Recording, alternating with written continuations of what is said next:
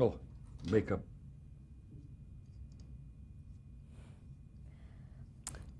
All right, now we were talking about the Peanut specials. Why were so many of them centered around a specific holiday? Was it because of a preset broadcast date, or is it that's just what Schultz would come up with as far as ideas for the specials, like for Thanksgiving or Easter or Arbor Day? No, that just came, it just accidental. They just came out of, like Schultz thought we ought to do something on Arbor Day. Because he liked the title and he just, I don't think that he was in any, and also sometimes I think that Lee most likely came up and said, we need something for this holiday. And so Schultz would, okay, he would, if he was opposed to it, he would very definitely, reject it. No. But I don't remember he being opposed to anything, as long as, as he could do something with it. But it was just one of those things that was a happy occurrence because he was easier to do, and he was fun to do. Talk about some of the themes from the Peanut specials. Why do you think they've resonated with so many viewers? Like the happiness and disappointments of romance and the joys and hardships of athletic competition, friendship and trust and love. Why do you think those have been so integral to the specials? Well, I think again the shows, except that like the strip, reflect Sparky's personality, and I think that Sparky had that reach. That's why he had so many fans. When he died, I was astounded at the reaction to his death. He seemed like the biggest American hero had just passed away, and maybe he was merited, but I never understood it. But I just think that the popularity of these things reflect in a great way Schultz's personality, and also his idea of this country. This is a very uniquely American medium, and the whole idea of a comic strip is typically American from the word start, from the Yellow Kid, in 1898 or whatever it was. And so Schultz somehow, reflected that. He had the same, I think, influence on his fans like Disney did. See, Disney could do no wrong. If he was a Disney picture, it had to be, the most understanding, kindest, the best. And so I think that Schultz got the same, kind of accolade from the American public and his fans. And I just can't get over in the recent couple of years ago since he died, how many people come to me and say, I grew up on the shows, and my kids are growing up on the shows, and now my grandchildren are starting to grow up on the shows. And I'm shocked, and what an incredible thing. But why it happened, you got me. Sometimes I think that the American, fan or the American viewer or the populace just has a very uniquely American taste. And they understand it when somebody is giving it to them right, Did the specials influence Schultz's comic strip? No, I don't think so. No. What I think the comic strip influenced the specials, but I don't think the specials influenced the comic strip. No, because the only way the special influenced the comic strip is the expansion of Snoopy's carrying on with his airplane. See, that came out of he saw that that Snoopy was capable of everything, flying and everything was there for him. Which is your favorite Peanuts special and why? Well, I've thought about that a long time, and I knew you were going to ask me that. And I always, you know, we talked quite a bit about the the pumpkin show, but I still think that the best show we ever made was the Nightmare show for many reasons. Such as? Well, it was the clearest stated, you know, lesson about life and being yourself. For example, Snoopy went out on this nightmare, and he did everything that he did was wrong, and he didn't understand for a long part of the show because he was behaving like a little boy, up on his hind feet, and everything he was doing. It wasn't until he became a dog, until he realized suddenly that he was going to starve and die unless he can handle these dogs and handle the environment. That's when he looked at his paws, his teeth, and they went on all fours, snarled, and his ruffle came up, and now he became a dog. And now he went up to those dogs and challenged them as a dog and won his point. Well, see, be yourself. As long as he was being somebody else, he was gonna starve and die. But by golly, when he became a dog, I told that to Schultz, and he said, "Haha, you got the message, did you?" But that film was very well done. It had a lot of funny elements to it. And so when I've seen it, you know, I very rarely look at our pictures.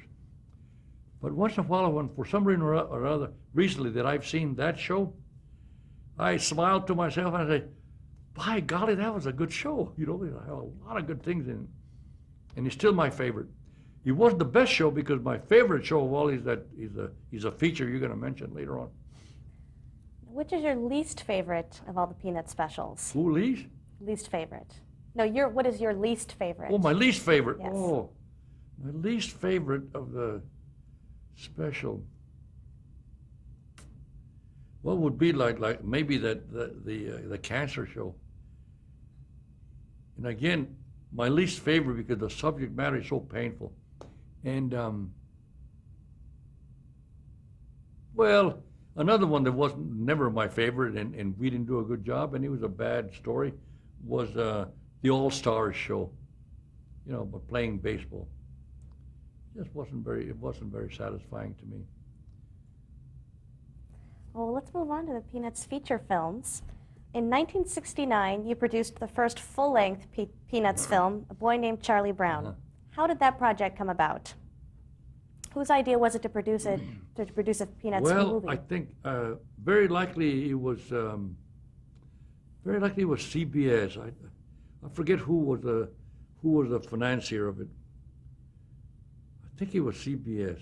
Anyhow, and I think they thought that since the shows had been so successful, that if they made a feature, it would be a smash, and therefore equally successful. And and so Lee Mendelson, of course, was happier than all get out because he thought that was a good idea. And so we got Schultz was not too happy because he was ill at ease of making a full, 75 or 90 minute. I think they always won 96 minutes for the show because that way they can run it as a 2-hour show. See, so I think he was ill at ease about it, and the story just kind of meandered along, and it just didn't seem to go anywhere, and therefore it was not too successful. How long did it take to produce that first one? It took us almost 2 years. It's a long time. It's a lot of animation. Was it released theatrically? Yes. How well did it do? Didn't do too well at all. Not a bit, except in New York. In New York, the theater was jam-packed and lines and everything. But other than that, and I tell you why, it was too similar to the half-hour shows. See, we're going to make a feature. We got to make a different thing and more elaborate. You know, it's just something else. Now, how did the animation process differ from the specials? Did you use the same techniques? Well, I try to use more drawings. I try to use not to be too reticent about using a lot of animation on ones or mob scenes or something, but animate everything. And if we'd had a better story, it might have been more successful from my standpoint. But I think that the way the story came out, anybody saw it, again, in the business, a lot of the business came out of the strip. A lot of the jokes and the stage, a lot of came from the strip. And so a lot of people said, this is just a blown up half-hour show. What was the storyline? Boy named Charlie Brown. I really can't tell you. He was. Was that the one with the spelling bee? Who? He was a spelling bee. Right. They went on the spelling bee. That's the one where they went on the spelling bee, and it had a lot of nice little things in it. But like the skating sequence was very nice, and they were in New York. It was kind of nice. They're traveling to New York and going over to the auditorium, and it could have been better. I don't know why. Well, now, talk about some of the inventive visuals that are used in the film, such as the interpretation of the Beethoven music with lots of colors and graphics and shapes and pictures. Also, when Snoopy is doing the skating sequence with the hockey players. Well, see, that came out of us. We were short. And Sparky says, no, we're not short. Okay. So I was sitting there with my layout people and Dean Spilly and my background guy. And I said, well, you know what? We got to do something with this. And I think the only thing we can do, since it's so much Beethoven, let's do something with Schroeder and Beethoven. And I don't care what we do. Our script, our music is going to be that real nice bit of music, the Fur Elise, I think, whatever it is. And I'll tell you what, let us just make images. Make images. Make me some pans, horizontal, vertical, some things, and do something. Let's do this, the life of Beethoven. And so we all did that. We did the life of Beethoven. That's what you saw in all those images and whatnot, until his death.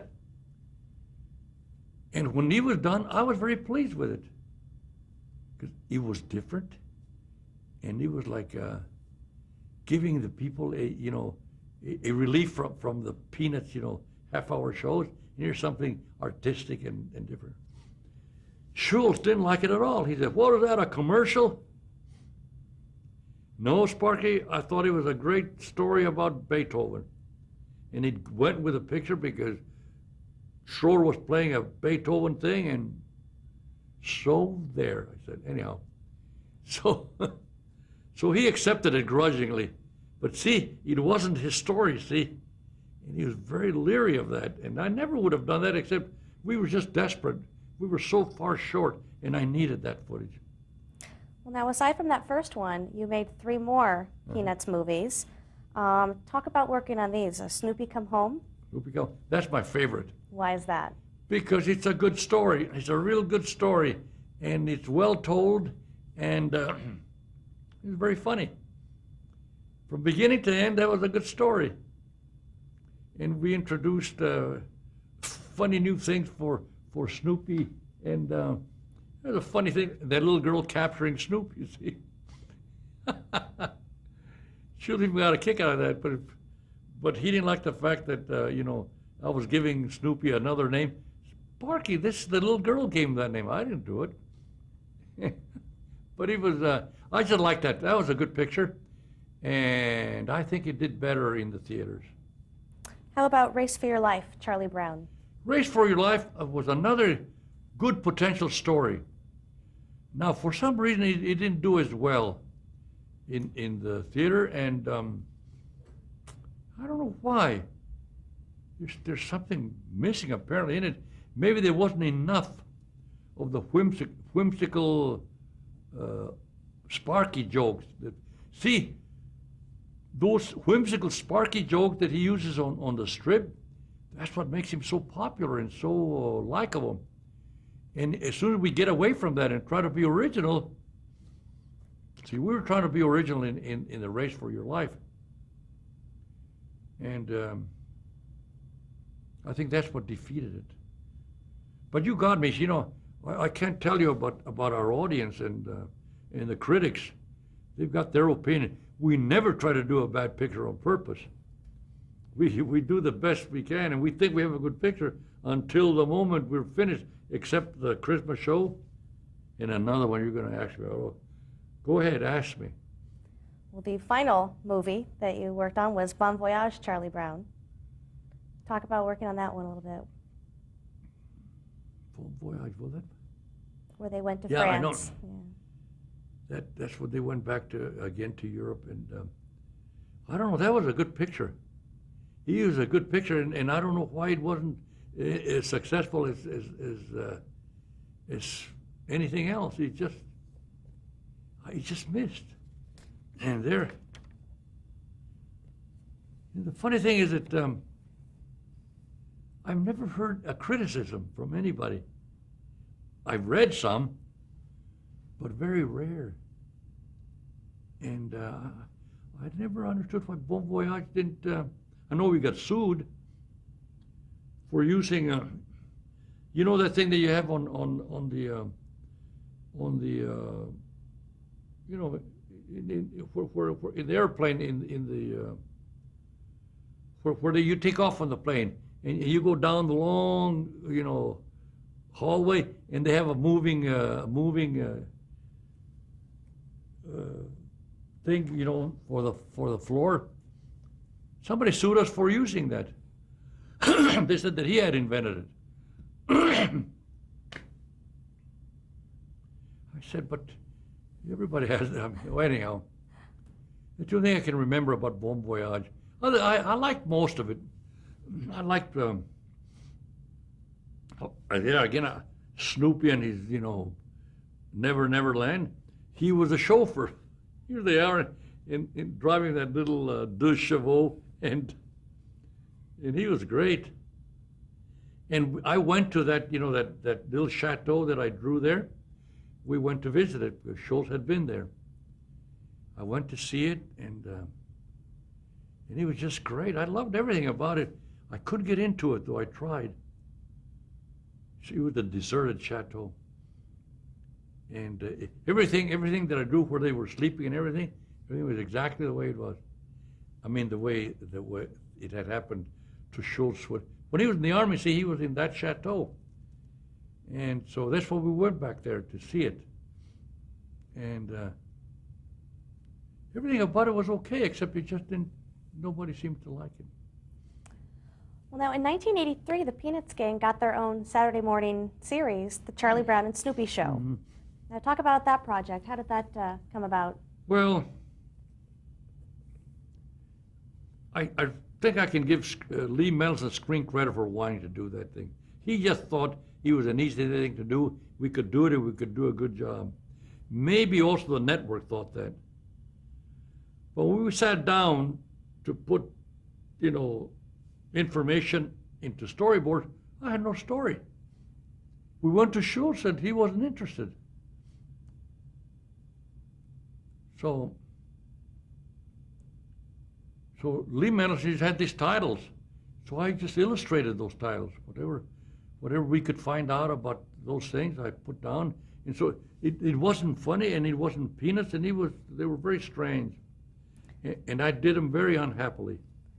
So Schultz wasn't involved in the project in that series? Hardly at all. He just didn't like it, and he didn't put his. The only thing that was in those things is things that I lifted from the strip. What were the budgets for those episodes? Were they adequate to produce a Oh, yeah. half-hour morning show? Yeah, they were adequate, but not rich or anything fancy, because we did them very cheaply. How long did you have to make each episode? What was the production schedule? Well, we did them. We were supposed to have them done all for that year. Whatever year we made them, we were supposed to have done them all 13 shows for that year. So we had to do a lot of work very fast. And I got a lot of help from outsiders in that respect. I had a studio in London do some, and a studio from a friend of mine in Barcelona do some, and then here we did several. I had help. They were just kind of scatterbrained sort of things. And we weren't very happy. I wasn't very happy doing them, and they weren't very successful either. Nobody seemed to. They didn't do well in the ratings? I don't think so. Is that why the series ended in 1986? Yeah, right away, yeah. I think they only ran them once. They might have run them twice because they always buy 2 runs. So they might have run them twice, but maybe not. They only ran It's a Nightmare, Charlie Brown, only once, I think. Well, now in 1988, the Peanuts gang were stars of their first ever animated miniseries, This Is America, Charlie Brown. That was the 8-episode miniseries where the Peanuts gang were in the historical situations. How did that project come about? Well, again, that just came out of filling a gap. Either the network or Lee thought that this would fill a gap in our. But again, Schultz wasn't very interested in doing those things. So his input in those things was nil. I think the stories all came from Lee's little brain and from and lifting stuff from the, jokes from the strip. But they were very difficult to make. Now, why did they have a different look to them than the previous television specials? Well, because on purpose, see, they were historical. They were about Lincoln. They were about the Wright brothers. And so I wanted to cartoon them. See, if you cartoon them the way Schultz might have, they would have looked better. But no, we had to make them, for some reason, we had to make them look real. And that was wrong, But that happens all the time with cartoonists. I get a subject matter and I try to do it in a cartoon fashion. No, they said, that doesn't look like Santa Claus. You got to make a real Santa Claus. Well, what's a real Santa Claus? The Santa Claus that was done in 1936, by Coca-Cola or something like that. That's a real Santa Claus. Terrible. So we fight that. And that's why I still say the reason those were not very successful because they were not really Peanuts. Unless we use Peanuts subject, they look like strange things. I remember trying to draw Lincoln, but I couldn't caricature him. I had to draw him the way he looks, with a beard and like a grown-up and not right. Well, now, even though you've been associated with the Peanut specials throughout the bulk of your career, your production company has been involved in producing quite a few other animated programs. Sure. Now, before we talk about those programs, I wanted to ask you, why did you decide to create your own production company? Glad you asked that. When I first, when I left 8 Wolveries, partnership, I tried to just could be a freelancer. See, so I went around town, told the producers that I knew about getting work. Oh no, he says, we give you this job, you're going to take it from us. Of course I'm not. I'm an animator. They wouldn't give me any work. So then I appealed to the advertising agencies about giving me work. And they said, but what do you mean give you work? As a freelancer or what? Yeah, I'm a freelance animator. I'll do whatever you need. No, we can't work with people like you. We have to work with a bona fide business company. Get a business license and then come back.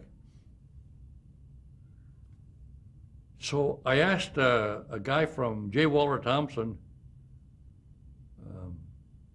Hugh Farland Myers. I said, Farland, I said, I got to get a business license. How do I get a business license? Well, get a lawyer to do that for you. I said, I don't have a lawyer. Well, I'll give you a lawyer. So he introduced me to a lawyer. And I told him I wanted to get a business license so I could, go into business. Oh, easy, $18, he says. Nothing to it. I was in business. Oh, and then well, what's the name of your business? I don't know. Dark Canyon Road Enterprises? No, I don't have a name. So somebody said, well, you better use something. Use your name, for crime's sake. Okay. So I was in business. That was in the late 60s. See, I'm so lax. I don't have any information at my fingertips, all these things that are important. When I was in business, when I did this picture, when I did that picture, all nebulous. Well, let's talk about some of the non-Peanuts work that you did through your production company. Okay. First of all, you produced 2 specials based on the storybook character of Babar. The story of Babar the Little Elephant and Babar Comes to America. You bet. And they were good. Talk about working on those. Well, again, this was we were doing the specials for CBS, NBC. Came up with an idea. I said, could you do something with Babar? Because they owned it. Says, great. I'd love to do Babar because I'd love to do it. It'd be great. So, okay, let's do Babar for NBC. So we do Babar, and he was such a happy experience because I worked with Peter Ustinov. I went to meet him in Paris, and we were recording in Paris. Then got on the same plane and came here to L.A. I said, I had to go up there to record him back there. We could have recorded him here. Anyhow, that's just part of the story. The first one, Babar, was just a joy to make. I had a lot of fun, and I thought it was a very successful picture. And NBC seemed pleased, so although they didn't get much of an audience, so then we had the other one, and Babar Comes to America, and I thought that was even better. That was a lot of fun, and again, I got a hold of Peter Ustinov, and we had a great time recording it. And they were just, we did them with a great deal of fun, and we did them right here. At the same time, we were working on all this other stuff. Because, see, when you have like 40 or 50 people in your employ, you can do a lot of work.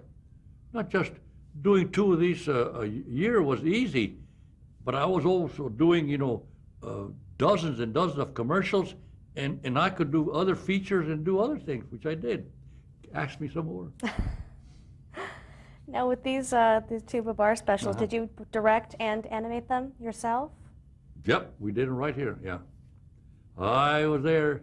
I did everything. Well, now you mentioned that you worked on a lot of commercials as well. What were some of the commercials at your production company? Well, we were doing commercials for beer commercials and all kinds of them. I can't remember them. It's just all kinds of them. And they were being done at the same time. But I'm telling you, when you have 40 employees and about 10 or 12 more animators, and I tell you, you can do a lot of work. You have the facility and the ability to do a lot of work. That's why now you went to my new studio. The studio's so small because I don't have that much work. And so I don't need all the room, and I don't need the people. So I have to pull a Disney and lay everybody off. Well, in 1974, you produced the Christmas special, Yes, Virginia, There is a Santa Claus. No, see, that came out of the blue, and Bert Rosen was the producer, and he just come back to me just recently. He wants to continue with the theme, just about Virginia and doing other things, all kinds of other things, which is fine. I'd like to do it. Now we have to get some client that will pay for it. But that I did with a real good friend of mine, a real good storyman that wrote the script for, and I liked the script right away, so I said, let's do it, and we did it. And the fellow's name was, oh golly, Mort Green. Mort Green and he wrote it, I drew the storyboard and animated it, and boy, we had a hit. It was a good little picture. Let's stop the tape right there.